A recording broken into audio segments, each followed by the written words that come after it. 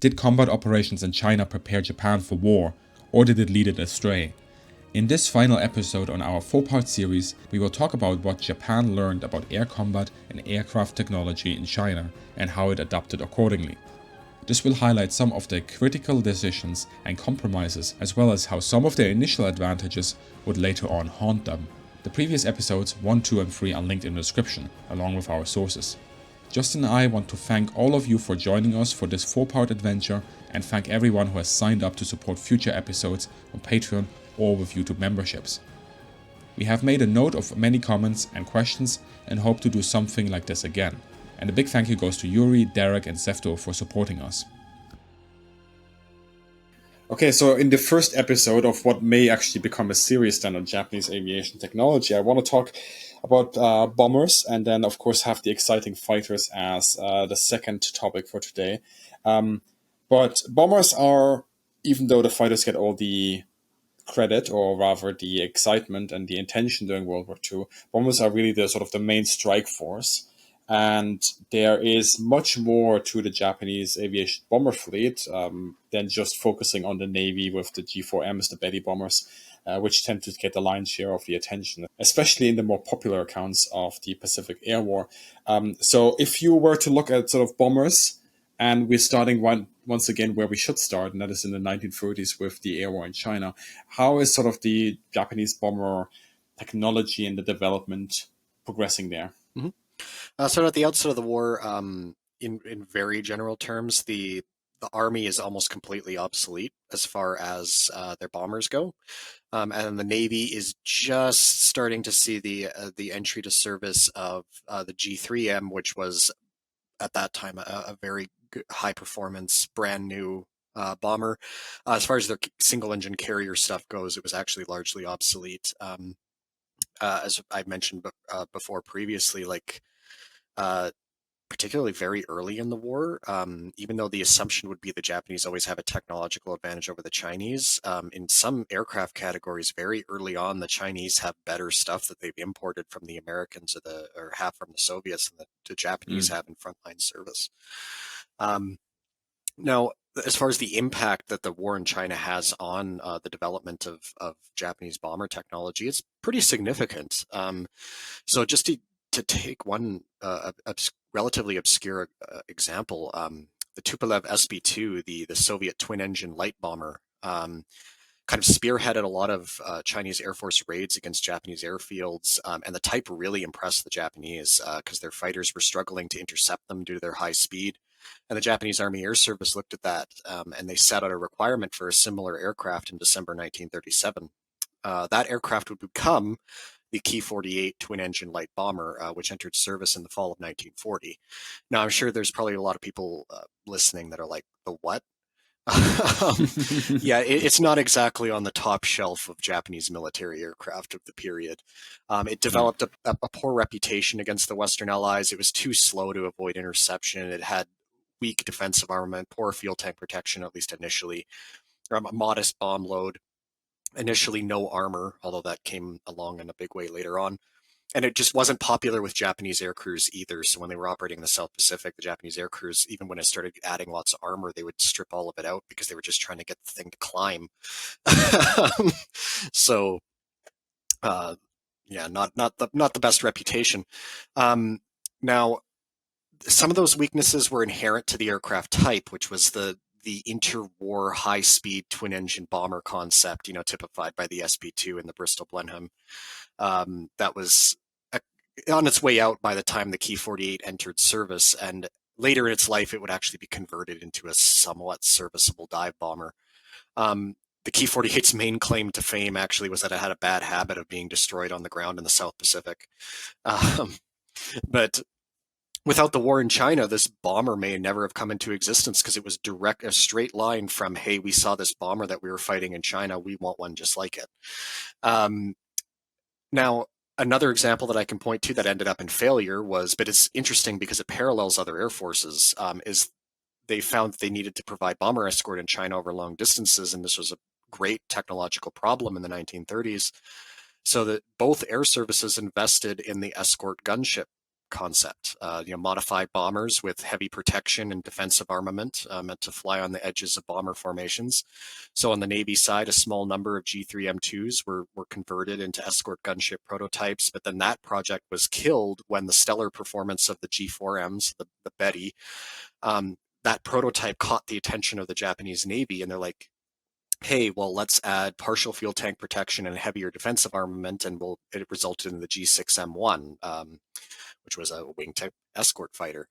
It was quickly discovered that the concept was unworkable, as they could no longer keep pace with the bombers after they dropped their bombs, and then the handful of G6M1s were converted into transports. So really, in the end, the project only served to delay the entry into service of the G4M1 by almost an entire year, because they were tinkering with this escort concept. And what was sort of the thing that caught the Japanese attention with the Betty bomber then, or the Navy's attention? It was very high performance, particularly considering, of course, at that point their mainline bomber was the G3M. Excellent aircraft, but showing its age, as any aircraft will eventually. And they were really impressed with the G4M prototype. It was proceeding very well. And they're like, hey, well, let's start stapling a bunch of stuff to it and get it to escort things. And before you know it, a year had passed. And they were finally like, okay, well, let's make it back into a bomber. And there's similar examples in the Army as well. So there was a Key 49 derived prototype escort fighter, and I can't remember the key designation for it. I have a photograph of it somewhere as well. But they were playing around with the exact same stuff, and it failed the exact same way. And one thing that I think was a very positive direction for as far as bomber development goes, and the war in China, is a substantial increase in bomber defensive armament. So the Chinese, like anybody sending their bombers into actual contested environments for the first time, they've realized that their bombers are way too vulnerable compared to what they had thought previously. The early variants of the G3M, for example, only had 3 rifle caliber machine guns, so very common interwar armament for those interwar twin engine bombers. And where were those positioned? They had, so in retractable turrets, for one thing, which was kind of novel, but 1 ventral and 2 dorsal retractable turrets. Okay. This eventually increased in later models of the G3M as a direct result of combat experience in China to 2 waist gunners, rifle caliber, 1 dorsal rifle caliber turret, and a 20 millimeter dorsal position facing to the rear. And that required an increase of manpower then as well. Yeah, more gunners on board. Yeah. The design requirement for that would be for what would become the G4M, so the successor aircraft, was updated because originally they weren't going to have a 20 millimeter tail gunner. And then again, the combat experience in China, and they sent out a revision to the specification. They're like, we want a tail gunner and we want it to be a 20 millimeter. That was directly as a result of combat experience in China. Which is very substantial if you think about it, even during World War II. I mean, there were very few bombers that had cannons, like literally sort of 20 millimeter cannons or upwards as defensive armament. They do start to appear a little bit every now and then. But I think the Japanese are the only one to do this consistently from before World War II even for them. Yeah, they were pretty early on that train. Yeah, and that's a whole other discussion we can have on like. I'll write it down. We keep coming up with new topics. Yeah, the Type 99, the flexible mount, it had merits, but it also had issues. But yeah, we can talk about that someday, I'm sure. Yeah. And then the similar pattern for the Army. So the Key 21, their bomber that entered service in 38, again, it's very common interwar, 3 rifle caliber machine guns, 1 dorsal, 1 ventral facing backward, and then 1 in the nose, increased substantially. And while I don't usually bring up War Thunder, if you want to look at what it ended up being before they went to the Key 21-2. They have a lovely model in the Japanese tech tree. It's one of the premiums, but you can look at it, of just what they had done to the Key 21-1 by just as a direct result of combat experience in China. They put a machine gun everywhere that one would fit, and one where literally it normally wouldn't, but it was actually a stinger position in the tail. They couldn't get a guy in there, but they set up a stinger system instead. I mean, that's the good thing with War Thunder. They do have the visual models of all these Mhm. aircraft. And it is actually quite interesting sometimes to jump in and see that progression of the aircraft and what they retained and what they didn't retain. So I wouldn't call it a research experience, but if you're ever sort of interested in a line of aircraft, having a visual representation of it in front of you that is relatively accurate is a good thing. And then the follow-on Key 49, so the bomber that was intended to replace the Key 21, that right from the design specification, they wanted lots of defensive armament in that. Okay. I mean, the Key 49 is an interesting aircraft in itself, and I think we're also going to talk about that a little bit later on then. Um, but now to mix it up a little bit and go with the exciting stuff, and that is fighters. Aircraft technology, development, fighters. Now, this is a big thing for the Japanese, I think specifically because of aircraft protection. But if we don't bracket that, well, let's bracket aircraft protection off for now and just go with the fighters in itself. How do those develop sort of coming out of China or even pre-China to then what we see early on in World War II, conscious of the fact, of course, that we have the Navy and the Army. So I think a common sentiment you'll see is that there's an assumption that the maneuverability of like the Zero and the Key 43, the Hayabusa for the Army, came as a direct result of Chinese combat experience. And honestly, I personally disagree because if you look further back, you can see that the advocates for maneuverability above all else versus the people that want higher speed, better dive performance, etc. They've been fighting each other all the way back into the early 1930s at least. Um, and there were aircraft competitions where, in fact, the one of the aircraft that the Key 20, eventually the Key 27 would beat out. So this is like the Army fighter with fixed landing gear, was the predecessor of the Key 43, stupendously maneuverable fighter. I think it's actually a very beautiful interwar fighter, even out of fixed landing gear, very nice lines. It beat out an aircraft that was more less maneuverable but better dive performance, higher speed, etc. So this squabbling was going on before the war in China, and then it went all the way through the war in China, and it stretched it to a degree into the Asia Pacific War itself. So the war in China I don't see as a watershed one way or the other. And when you're looking at some of the debates that we do have access to, you have proponents of maneuverability above all else. They go, well, look at this combat example in China. And then the other people go, well, look at this other combat example in China where better dive performance would have helped. So they're really just weaponizing their Chinese combat experience to entrench themselves in the positions that they already found themselves in. And I think just to stress this point, when you say maneuverability, what you mean is that sort of low speed maneuverability that leans a little bit, not necessarily. I mean, you have roll performance as well, but leans into sort of the turn and burning, typical sort of going in a circle, trying to outturn the adversary. Because obviously there is high speed maneuverability as well, which is incredibly important once you go sort of in the booming and zooming. Yeah. But it's interesting how this sort of discussion is something that if we go to the big picture and have sort of this face-off between the people that want a more sort of heavier, more capable sort of in terms of carrying power, as well as the systems that are on board and the performance that the airplane offers over something a little bit more lighter, a little bit maneuverable. You find that time and time again. I mean, if you could probably make a big picture comparison even to the development of the F-15 or the F-16 than in the US and in during the Cold War.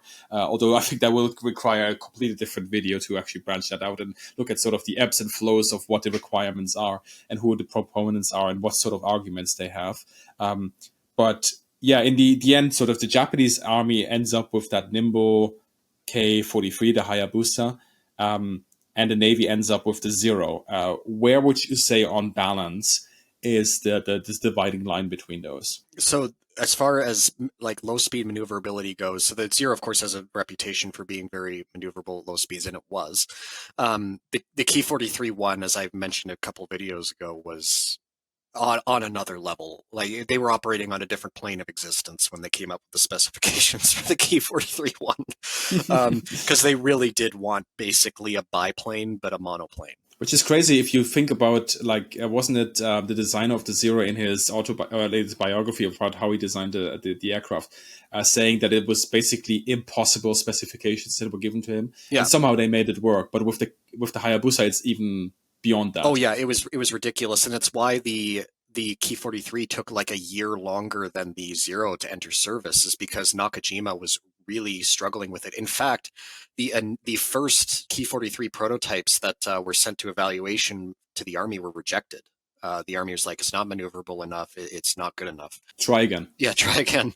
And Nakajima, to their credit, like as an engineering feat, they managed to, like, they developed butterfly combat flaps actually for the Ki-44, which was being developed in parallel, but they were ported over to the Ki-43, and these were flaps that could be deployed in combat that would increase the wing area and further improve low speed maneuverability if they needed it.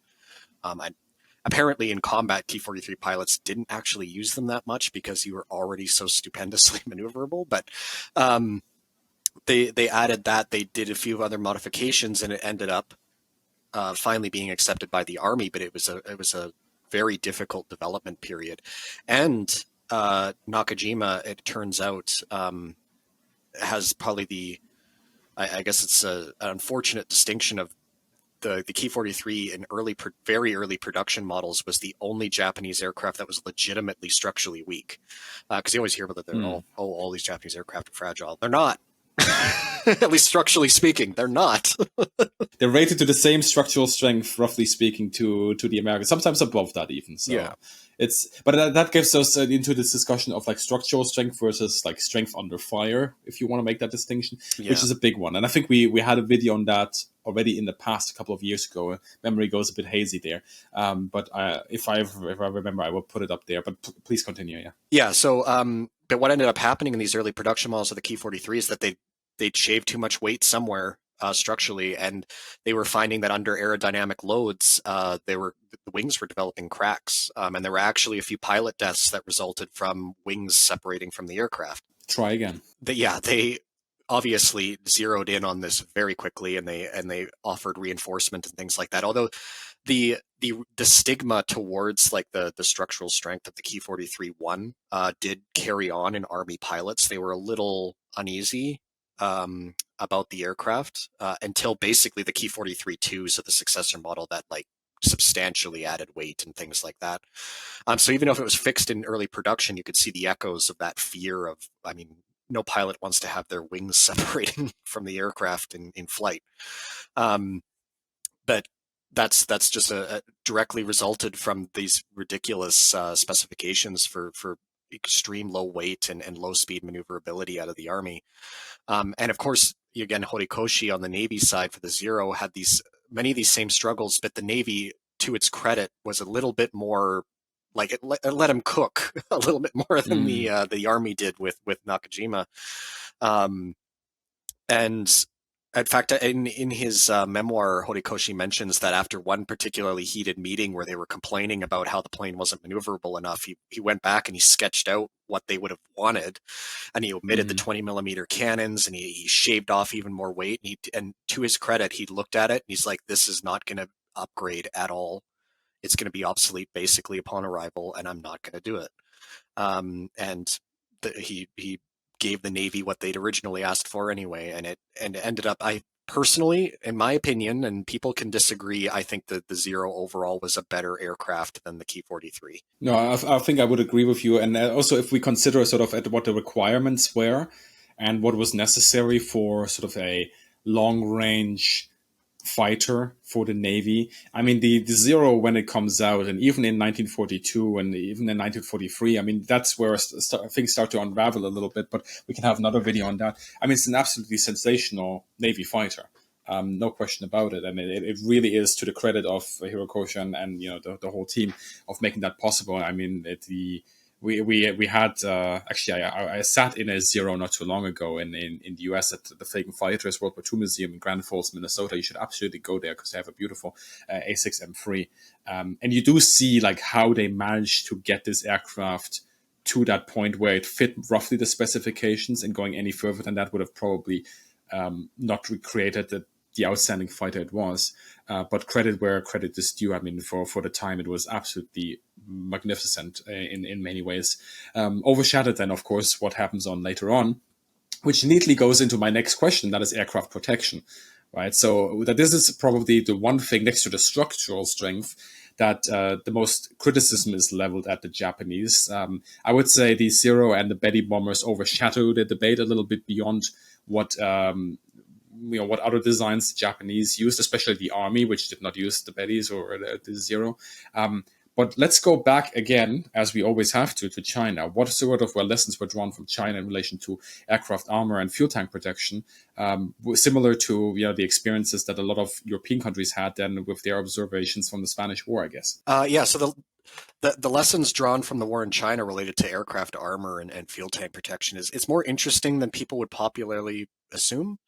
So Mm-hmm. the concept that Japanese aircraft of the mid to late 1930s were uniquely unprotected is incorrect. The Mm. use of armor and protected fuel tanks, particularly in fighters, was not widespread among the world's air forces until 41, really. I mean, the Yeah. tipping point in Europe is in 1940. Um, the F4F, just as one example that's very relevant, would enter the Asia Pacific War like into 42 without armor or fuel tank protection. Those were retrofitted. Wasn't it the retrofit sort of like the famous boilerplate Mm-hmm. that was put in? Yeah. Yeah, and then when they installed the self-sealing tanks, of course, it was doing things like it was screwing with the fuel gauges, and there were leaks with the early tanks. And in fact, it was only they'd repaired the tanks that a lot of the F4Fs that would end up participating in the Coral Sea like very shortly before the battle. So there's, I guess, like a Yeah. hypothetical out there where they run into more hiccups, and then you're almost out of F4Fs before the Battle of the Coral Sea even starts because of leaking fuel tanks and other issues. And let's sort of forget that en masse, fighter pilots, whether they were European or American, or probably also Soviet, although I don't have a specific example there, were against fuel tank protection and were against armor because they felt armor made their aircraft less responsive, and protected fuel tanks generally lower the range of the aircraft because more volume is taken through the protection of the fuel tank. And there you go, you lose range. And that's also the reason why some planes, like, for example, the Air Cobra, came out without any protected fuel tanks because they already had such limited range to begin with, coming out stock at the factory line. And then I think this is something that you said a long time ago in our aircraft protection video, is there is no such thing as just a protected fuel tank. There are different types of protective fuel tanks with just layering of sort of wrapping over to then sort of the self-expanding foam or the self-expanding rubber and so on, and it's a whole technological debate that is a bit too grand for this video, but there is no such thing of just snipping your fingers and protect a fuel tank, and it's always of the same quality. There's different kinds of that. But going back to China, sorry that I keep interrupting you here with these observations. Yeah. So of course, with the war in China, the Japanese air services were kind of in a position where they were uniquely positioned to assess the need for aircraft protection relatively early. And both the Army and Navy rapidly identified that the flammability of their bombers operating in China was a problem. However, the Army and Navy took two very different approaches to address it. Mm-hmm. So in late 1938, the Army reviewed the combat performance of their Ki-21 in China. In response, the first improved variant received partially protected fuel tanks. So this was the metal tanks, but they had a wrapping material around, like rubber lining. Yeah. This was before similar American and British bombers received any fuel tank protection whatsoever. The Ki-21 would see further improvements in fuel tank protection, and the addition of armor would be added in later variants. The design specification, as I mentioned earlier, for the Ki-21 successor also called for heavy armor protection and fuel tank protection from its inception. So the Army was very much looking to, we need to add lots of these passive protection features to our aircraft. Now, it took longer for Army fighters to receive armor protection. That had more to do with just the slow development cycle of new Japanese aircraft models than it did for like any stubbornness on the part of the need to add protection. The Ki-43-1, as light as it was, I mean, it had rudimentary fuel tank protection from early production. Again, it was a very basic kind of protected fuel tank, and they found that particularly in the tropical heat, it wasn't super effective, but they were Mm-hmm. trying. And then from the introduction of the Ki-43-2, so in 1942, the significantly improved model of the Ki-43, that was the one that saw the installation of a 13 millimeter armored backplate and headrest as standard, and then it further improved fuel tank protection from there. In sharp contrast, the Japanese Navy Air Service only drew really, I would argue, what they wanted to from their experience in China. So despite the proven vulnerability of the G3M to catching fire, the Navy, in the words of the historian Osamu Tagaya, pushed a set of, quote, fundamentally unreasonable, unquote, demands for maximum performance in its successor, the G4M. Now, the logic behind this is that the Navy believed the China War had demonstrated an increase in bomber performance, and the introduction of effective fighter escort had made bomber armor and fuel tank protection redundant. Mm-hmm. The Navy wasn't completely wrong, but they overlooked two key issues. So the first is that the nature of Chinese aerial resistance was more accommodating than what the Navy would face against the air forces of great powers. The second was more critical in my view, and that's that the Navy's RICO, the land-based attack aircraft, these bombers, their primary task was to support the fleet, not to bomb at high level like cities. And to support the fleet, they'd be doing things like conducting torpedo attacks or low-level horizontal or glide bombing attacks against ships, which means they are not hiding up at high altitude. So they're exposed to way more anti-aircraft fire. They don't have the safety of altitude to try and avoid enemy interceptors. Their own fighter escort is not going to be down on the deck with them, trying to keep Mm-hmm. everything off them. So they're going to be taking hits, a lot more hits than operating the way they were in China. Now, as it turned out, when the G4M was able to operate under conditions they'd envisioned at higher altitudes with sufficient fighter escort, bombing land targets, their losses were actually quite reasonable. And we have very detailed, thanks to Michael Claringbold and Peter Ingman, we have detailed tables of like loss rates for G4Ms through 1942 in the South Pacific Air War, and they're not that high when it comes to conducting high level bombing attacks. With the one exception of Guadalcanal, because the Americans were able to get lots of early warning and climb up above them and hit them consistently in operations. But when they were used in their other intended role, torpedo attacks on ships, arguably their primary role, as the RICO was envisioned by Admiral Yamamoto and the Japanese Navy, the losses were frequently appalling. Like these are all of this, like every single one of the single highest day loss rates for Japanese G4M bomber losses involved anti-shipping and Mm-hmm. attacking at lower altitudes, either horizontal or torpedo bombing. And you can debate until you're blue in the face how much fuel tank and armor protection would have reduced these, but it would have done something. Um, Yeah.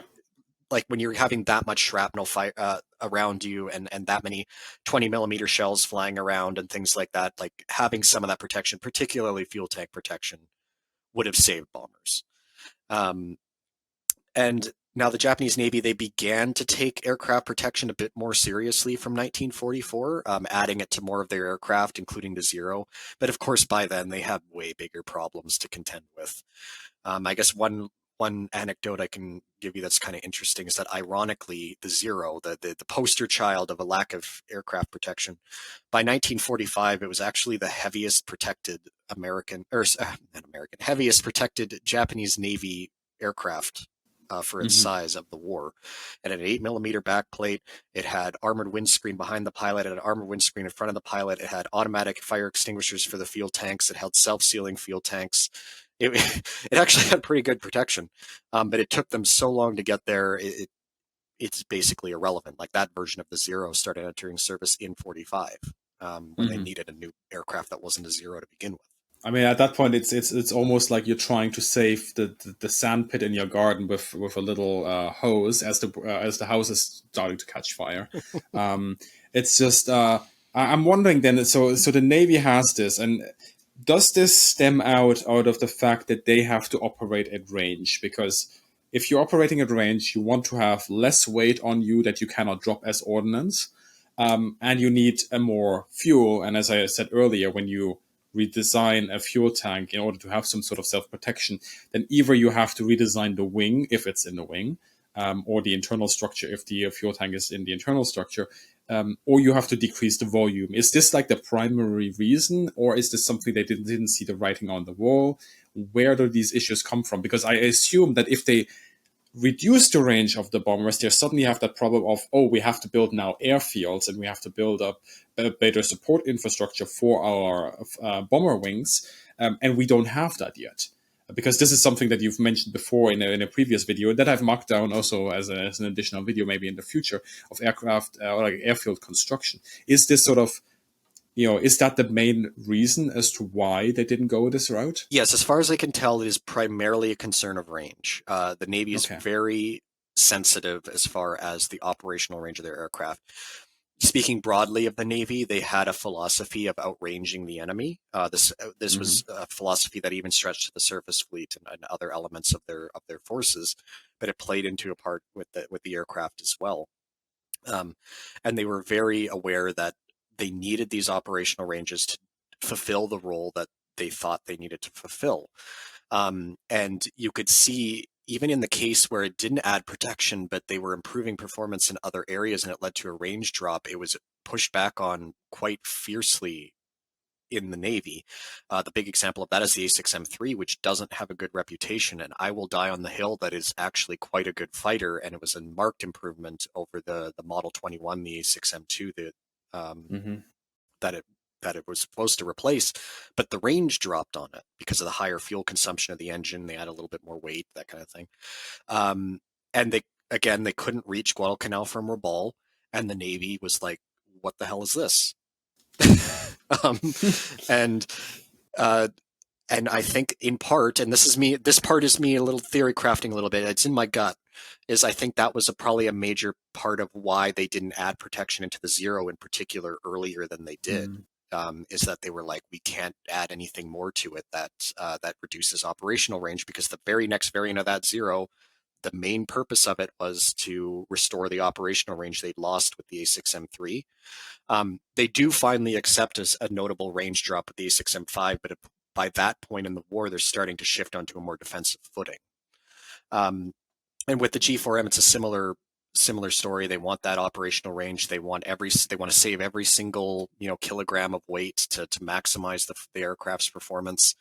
And while they do start to add some rudimentary fuel tank protection and all that through 43 and then into 44, and it improves from there, you see those operational ranges drop. And of course, the broader context is that they are shifting more and more onto the defensive, and they finally start to come to grips with the fact that operational range isn't the be all and end all, and that they're fighting a defensive war and they need Mm. aircraft that can take hits. I mean, also at this point, that when they're starting to fight a defensive war, I assume that not all of the ranges, but some of the ranges start to drop, and they don't actually have the requirement to fly at these ridiculous Mm-hmm. sorties that we have already discussed in the past. Although I would say, I mean, on the surface level, sort of there's this philosophy of outranging the enemy. Although for Navy, of course, it makes sense. It does appear to be quite a bold strategy for a resource scarce country. Although when you then sort of think about it in the context, actually centralizing resources there and getting one sortie instead of maybe 1.5 sorties out of things does perhaps actually start to make sense a little bit there. But then going away from the Navy, the Army features, and maybe this is sort of as our closing discussion on this, the Army comes up with a bomber that is probably one of the most well protected bombers of the whole war. Mm-hmm. I mean, what's going on here? Yeah, and that is, the Army went a very different direction. I guess you could call it a more European American direction, like a more typical direction for fighter and bomber protection, in that they recognized the need. They needed to improve pilot and airframe survivability, and they invested quite a bit of effort into doing it. And the Key 49, as you mentioned, was stupendously well protected.